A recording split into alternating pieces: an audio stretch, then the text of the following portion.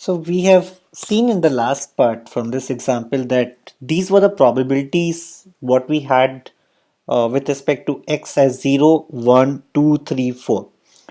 Now the same one, let me just change a little bit in this example, stating that maybe my values are now going to be for 1000 players. Let's say, though I have done it for 75 players, but let's assume that it is done for 1000 players. So in that case, total number of uh, players with red ball is going to be 160. So I'm talking about with one red ball. Okay, means because my probability that x is equal to 1 means I have only one red ball was 0.16. So if this experiment was conducted for 1000 people, in that case there will be 160 people who will be who will be drawing one red ball. Similarly, there will be 347 people because the probability that x is equal to 2 came out to be 0.347. So that means there will be 347 people roughly who will be kind of getting the two red balls. Similar thing, we gonna get it for all the remaining values as well. So we can see all these possibilities with us. So now what we can do is we can compute this.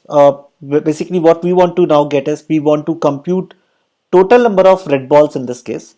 So in order to get the total number of red balls, we can say that 0 multiplied by 27 because here I have 27 balls. Similarly 1 into 160, right? 2 into 347, the 1 is missing here. So there will be px3 is going to be 333 number. So here 3 into 333 because you are drawing 3 red balls. 4 into this because you are drawing 4 red balls. So multiply by 133 and you got 2385 values. This is the total number of red balls what you're gonna have.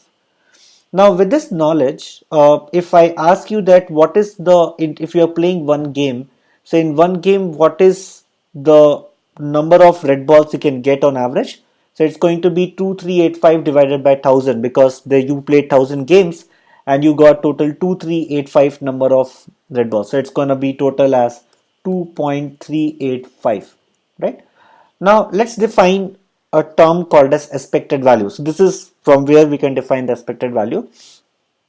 So what is expected value? Expected value for a variable x is the value x we would expect to get after performing the experiment once. So like in this case, you can see that I have x is equal to x1 to xn, let's say. I'm just generically defined. In the last example, we could have said till x4. So I can define my expected value as x1 into, because this is basically what? This is your x1, x2, x3 from here. So this means that if I have to talk in terms of red balls, so means number of times one red ball came and so on. So x1 into p of probability that it have x1 value. Similarly x2 into this value, x3 into this value, and till xn. Like so, if I have to put the same value for my last experiment what we did, so we got 0 into 0.027, 1 into 0.160, and so on for all the probabilities I'm going to keep, and I got my expected value as 2.385. Okay.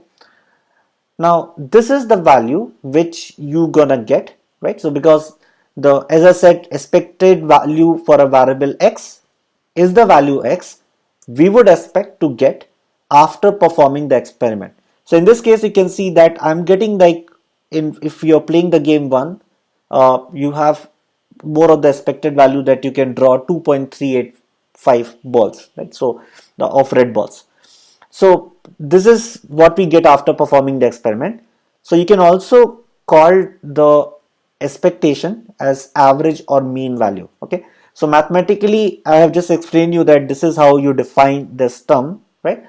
Now you can see that here the expected value came out to be 2.385. What does this mean, right? Uh, how does this is even going to help us in the original question what we had?